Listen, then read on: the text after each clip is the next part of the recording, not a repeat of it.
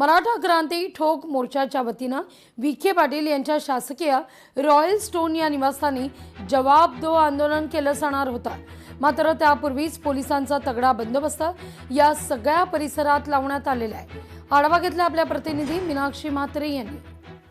मराठा क्रांती ठोक मोर्चाच्या वतीनं आज उपसमितीचे अध्यक्ष विखे पाटील यांच्या शासकीय रॉयल स्टोन या निवासस्थानी मराठा बांधवांकडून आज आंदोलन करण्यात येणार होतं। मात्र आपण पाहतोय की आंदोलनाच्या पूर्वीच मुंबईमध्ये ज्या ठिकाणी हा रॉयल स्टोन बंगला आहे विखे पाटलांचा, त्या ठिकाणी संपूर्ण परिसरामध्ये पोलिसांचा तगडा बंदोबस्त पाहायला मिळतोय। खऱ्या अर्थानं मराठा बांधवांच्या अनेक मागण्या आहेत, त्या मागण्यांनाच धरून हे आंदोलन केलं जाणार होतं।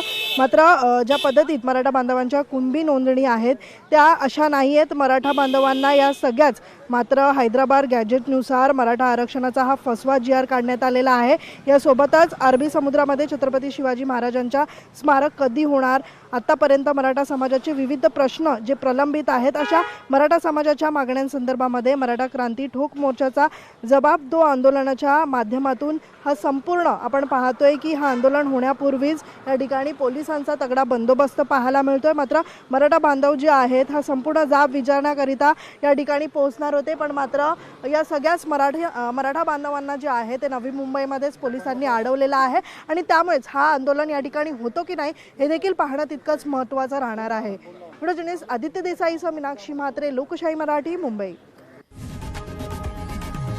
लोकशाही मराठी ऐका, पहा, जागरूक रहा।